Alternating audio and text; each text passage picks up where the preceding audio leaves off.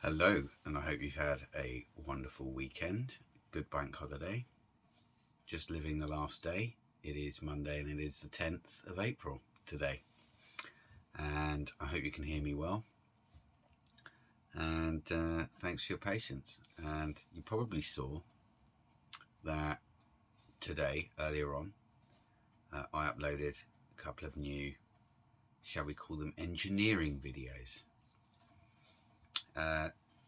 And it was quite strange because I did also notice that Cole Vernon had done a post saying, can we have a serious discussion about the lines in the sky? I thought, maybe this is going to start coming into the consciousness a bit more of people, and I would hope so, because it's quite a serious problem we've got.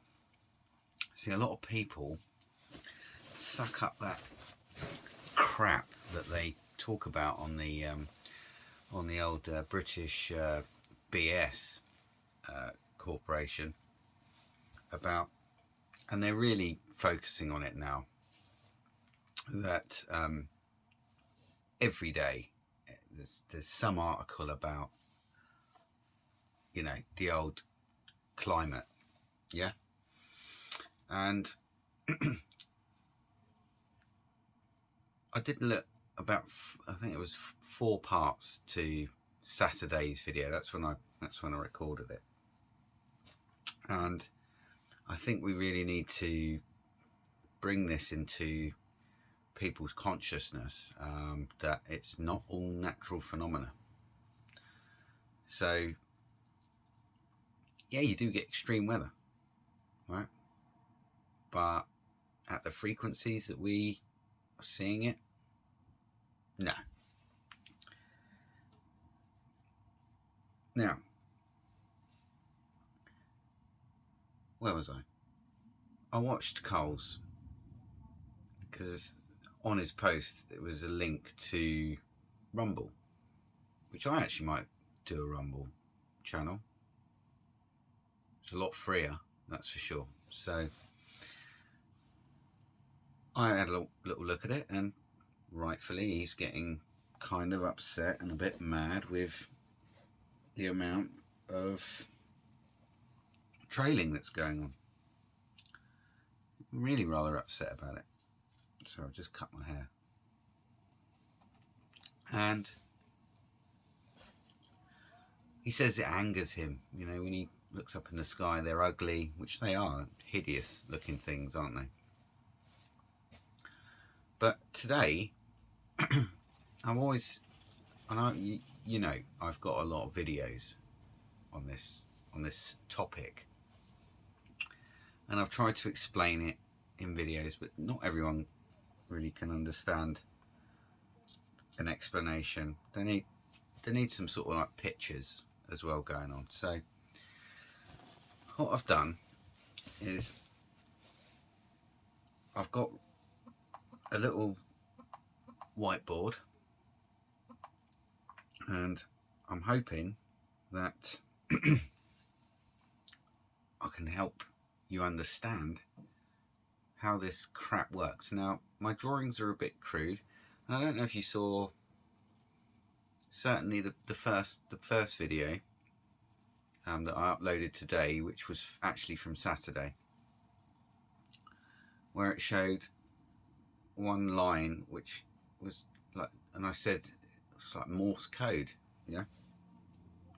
So I want to bring to your attention, and you probably already know about it, so if you've got a good idea of how this works, then you may as well switch off. But if you want to know how I think it works, stay tuned. So I've got some pictures here of the high frequency active auroral research program, which I don't really believe there's a lot of research going on, because I don't know if you can see that we've got these banks of aerials, and I don't know where that one is actually. It's you can see quite clearly HAARP array, and they sit in a big square formation, loads of them. And these aerials here in particular look like that they can move up and down. All those prongs that sit on those aerials can move up and down. That would give them the ability to direct maybe like a form of mobile phone energy, like a radiation, billions of watts. I mean, if you look, there's a trailer there in that picture, and we've got one in Wales, and I've driven past it. I think there's a picture of it. Yeah, here it is. It's not the clearest picture, but there you go. That's the one in Wales. I've driven past that. I actually couldn't find the little road that goes in front of it. I wanted to get quite up close, but I couldn't find it. So when I saw it, it was like literally from this kind of a distance as well. So, I mean, it's not hidden. These facilities, you know, they exist, you know, in large quantities all over the globe, all over the world. Okay, so I want to go into how I believe that this works. So I've taken the trouble to, I'm just going to move myself off to the right just to make sure you can see. So here we have the High Frequency Active Auroral Research Program facility here, and here we have some very crudely drawn aeroplanes and leaving their great big long trails, and these are usually called, you know, the old chemical variety of plane trail, whereas you get the other ones, don't you? Right, you've got your plane sort of there, yeah, and the old wings come down out, right, and then they tend to leave that little vapor trail, which is literally a contrail, obviously short for condensation trail, and it will just disappear on a very short distance out the back, and it doesn't linger in the sky like the ones that I showed you in the video yesterday, or from Saturday. So here we've got them coming through the sky, and these are ones in the distance, and this kind of demonstrates what we saw in part one's video, where it was kind of a bit dot, that's in the wrong place, bit still in the wrong place, you get the picture, a bit dot dashy, right? Yeah, and I know I always bang on about it, these crosses. Now I've drawn these at like a kind of a, you can really say it, that might link onto that one, yeah, in a bit of a crude fashion, but if we just put a cross and imagine that that's in perspective and we're stood directly underneath it, it doesn't matter whether the wind blows from this direction,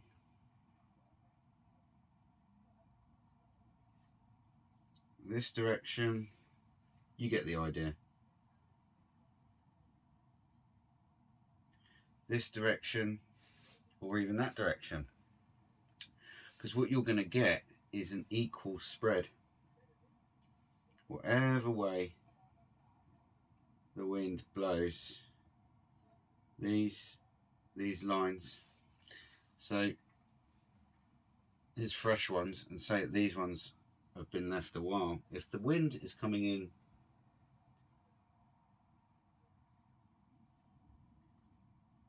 from this direction here, what we're going to get is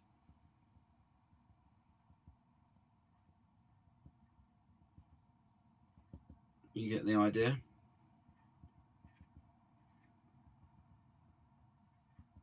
Probably should have drawn this. I wanted to get... And this is what we actually witness in the sky when we're looking up,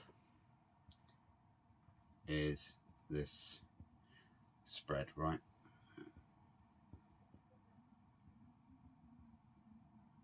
This video might be a little while, so I want to make it quite thorough, right? You get the idea, okay? And this here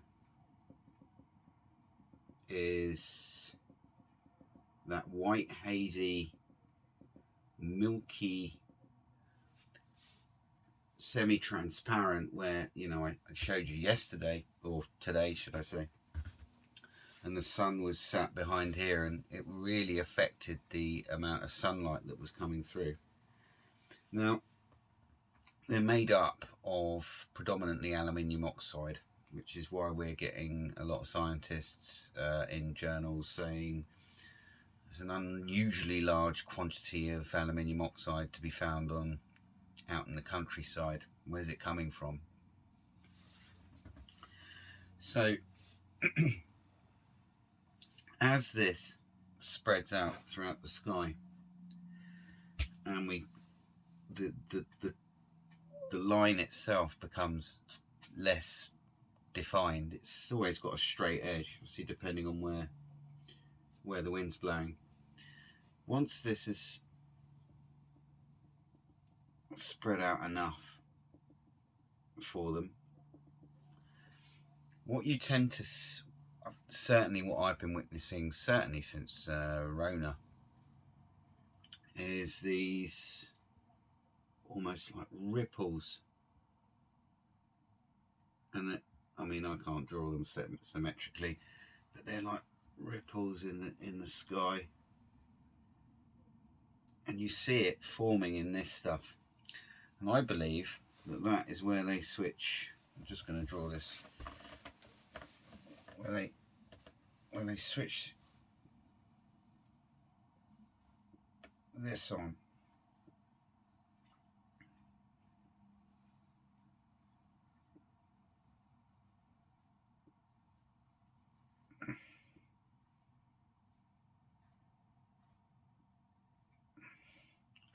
And bearing in mind, I believe they can focus this wherever they want.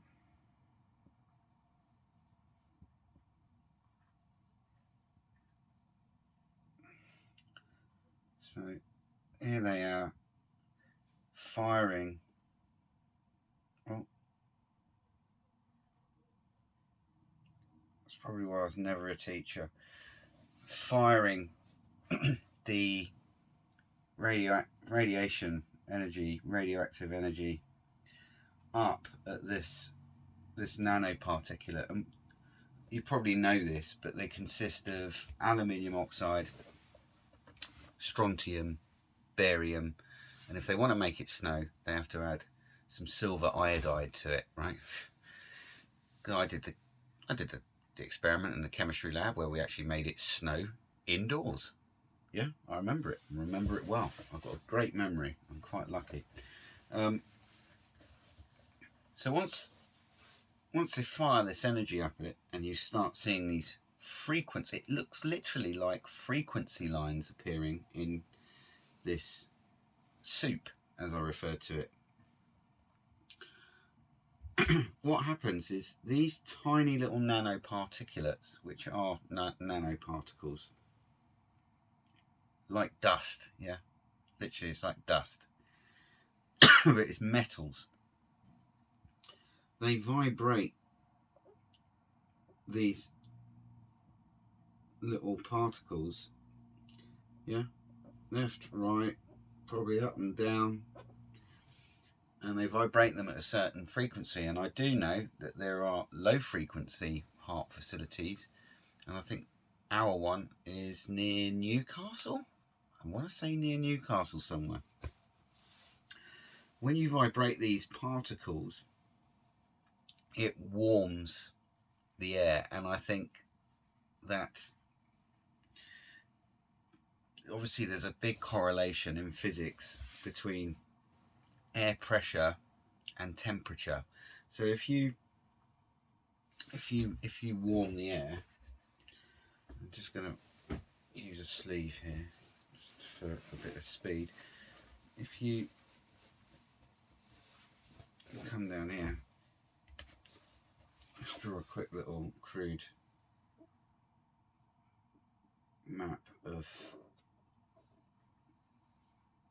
the UK.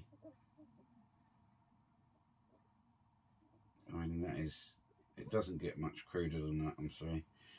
Right. And then we've got Ireland there. And then, you know, what do we have? Spain down here and whatever, and then France, and the Netherlands is around here somewhere, and then we've got all the other countries there, right? So I've actually drawn that too big.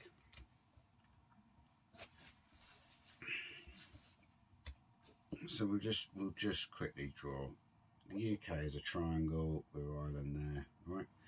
And imagine, like, you know, Europe comes up over here somewhere. And when you look on a weather map, when you've got high pressure, they tend to be really quite well spread out. Let's remove the plane. Widely spread out contours, right? So this is high. When you get low pressure, say this is, you know, over the continent, you know, over Europe somewhere. When you get low pressure, you tend to find it's much more tightly compacted, and that those isobars, what they call them, and here it's going to collide, look, right? Now, low pressure moves anti-clockwise, and high pressure moves clockwise. Oh. Okay, so this is doing this, and this is doing this. Now, you know, when we've been having these interesting weather phenomenons where you think, oh, it's getting warm, and all of a sudden we get frosts and cold weather. Well, that's because they stick a low pressure here, a high pressure here, or more to the point, the edge of the high pressure would come down here, the edge of the low pressure would come down here, and the effect is sucked into here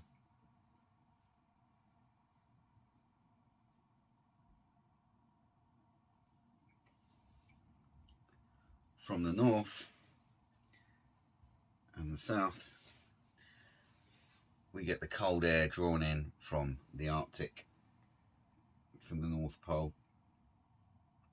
That then brings us lots of cold air, and you see it on the weather quite a lot. It's pulling this cold air down.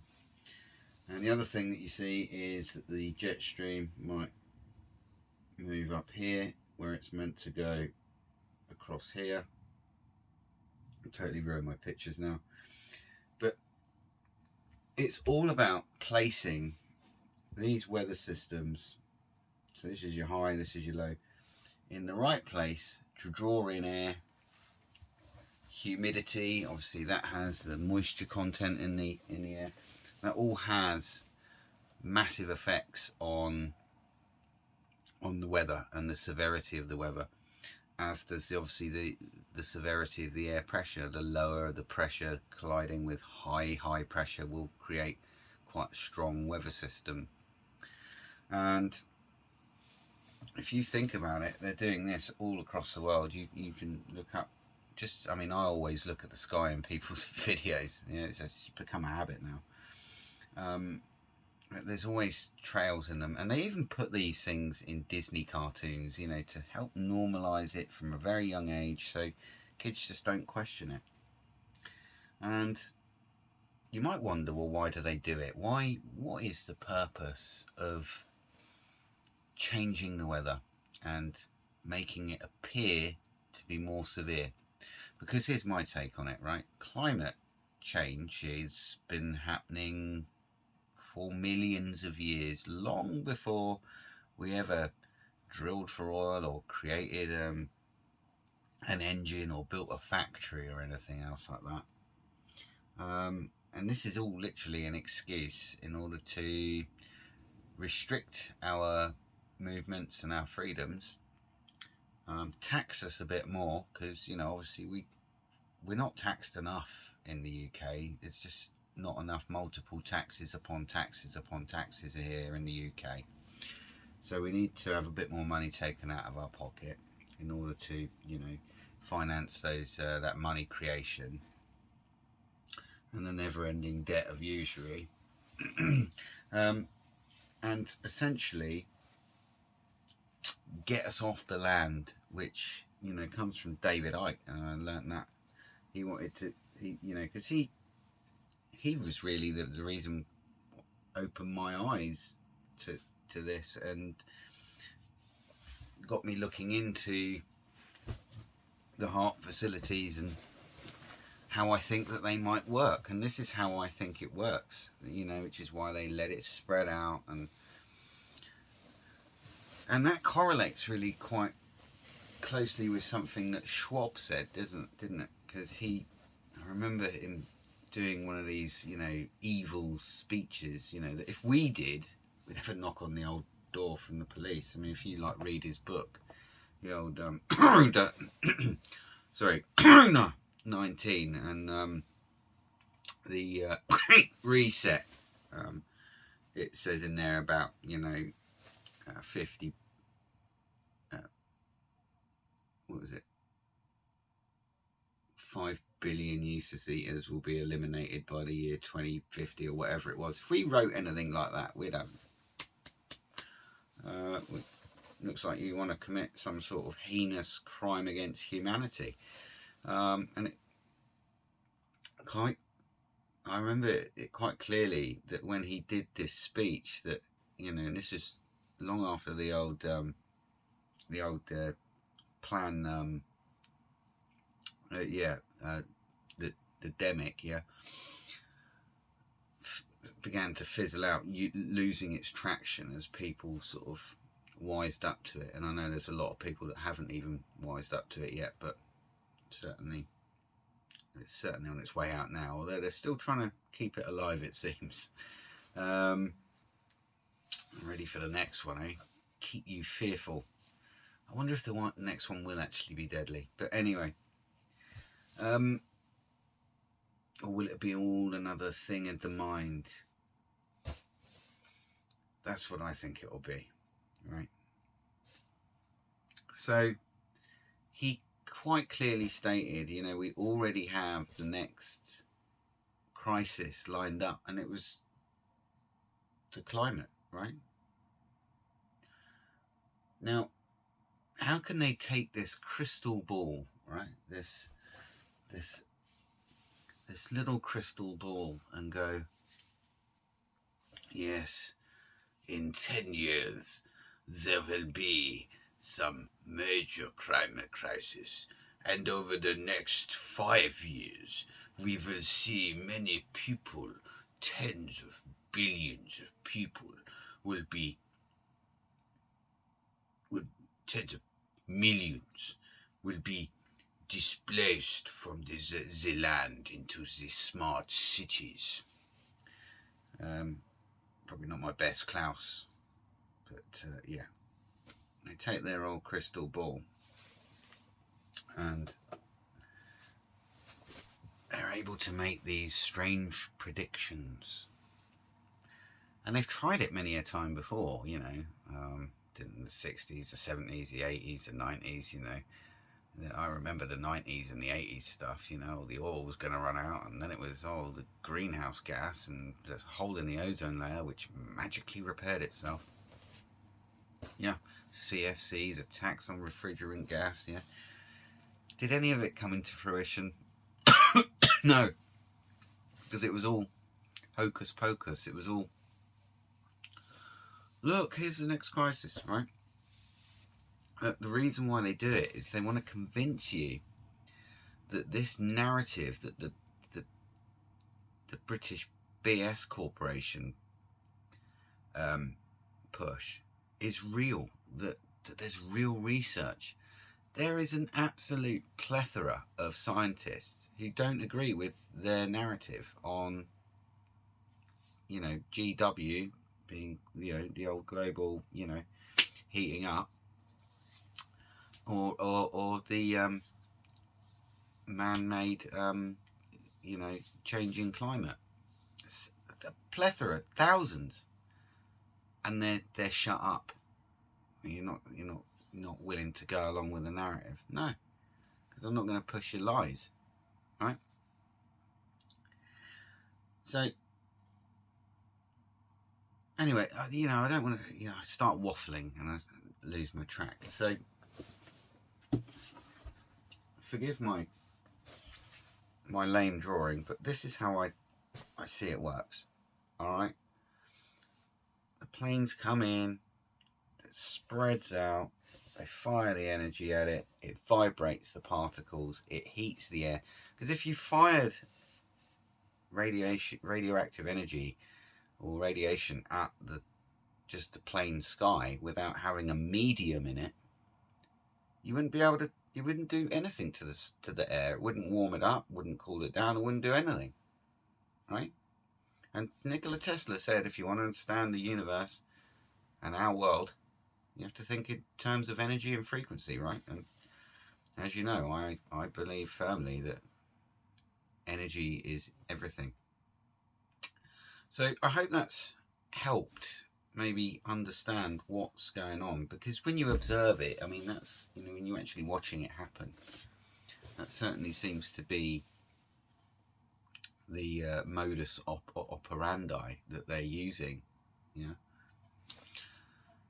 Anyway, I think we'll leave it there. Thank you very much for watching. I hope you've enjoyed this video. I seem to be losing a few subscribers. I'm not that fussed about, you know, how many subscribers I've got. You know, it's always very uplifting when you get over 100, and you know, and some people are going to unsubscribe, and maybe it's the engineering videos, climate engineering videos that put them off. Maybe it's my dull character, but I just want to help people understand what's going on outside. You know, there are so many sheeple that just accept that what comes through that television, the tell-lie vision set, is absolute gospel, and like it's, you know, ancient text or something that they must believe. You must believe in the, you know, the British Broadcasting Corporation, because, you know, it's not at all funded by, you know, the government or by the Bill and Melinda Gates, their little foundation. No. So if we can get this out there that they're up to this, and bearing in mind, on the run up to certainly on the Thursday, the Friday, not a single trail, not a single lingering trail. Lots of condensation trails, just the regular ones that follow the plane, dissipate, maybe even slightly longer ones, but they dissipate. That crap that I uploaded today, that was all lingering stuff, and I watched them lay it. Yeah, I started at 8:30 in the morning. I noticed it when I woke up, looked outside. Oh, right, here we go. Started documenting it. It ended by 11:15. Yeah, was able to watch it drifting over, and they weren't adding to it in the direction of the wind, right? From where the wind direction was coming, they weren't adding to it. And then I watched it go off into the distance, as I showed you on camera. And then there was nothing else. It was just fluffy, normal, naturally formed clouds, which obviously form from evaporation of moisture from the land and from the rivers and from the sea. Yeah, and as it moves over the hills and stuff of the land, gets pushed higher up into the atmosphere, and it